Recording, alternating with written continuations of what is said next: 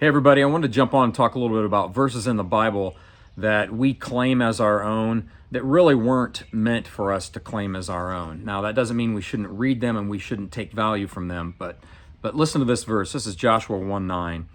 Have I not commanded you? Be strong and courageous. Do not be terrified. Do not be discouraged, for the Lord your God will be with you wherever you go.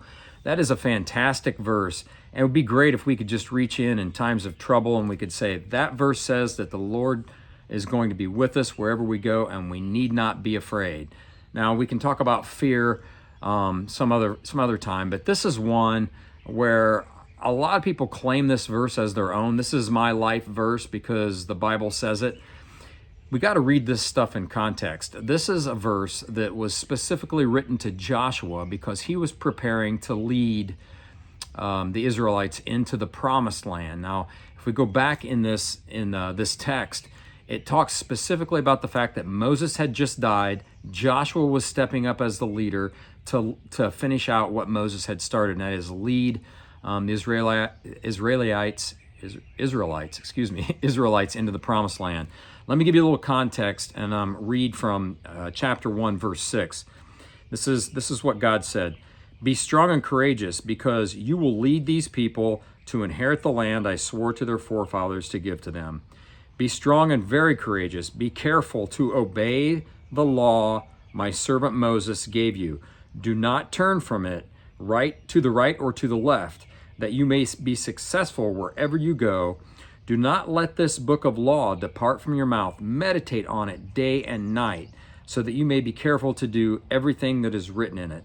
Then you will be prosperous and successful. And then it goes on, his last statement there is, have I not commanded you? Be strong and courageous. Do not be terrified. Do not be discouraged, for the Lord your God will be with you wherever you go. That's a great verse, but the history of that verse is extremely important.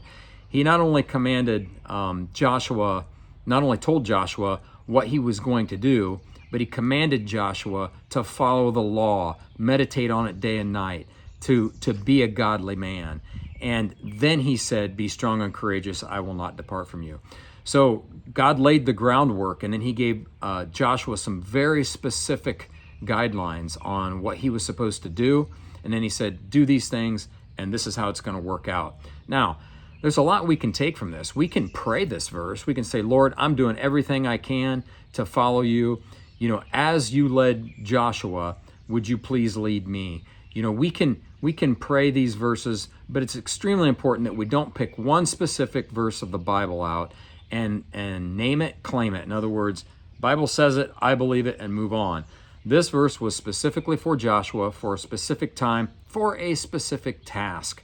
We need to understand the history. We need to understand the context. There are many other verses in the Bible that are the same way.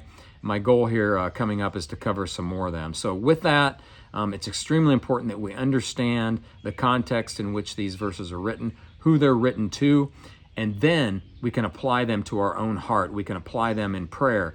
We can have honor to those verses, and we can understand where they come from. So with that, like I always say, you got to get into the Word to understand it. I certainly don't understand it from top to bottom. I'm learning more each day, and I hope you are too. Have a great week, and we'll talk soon.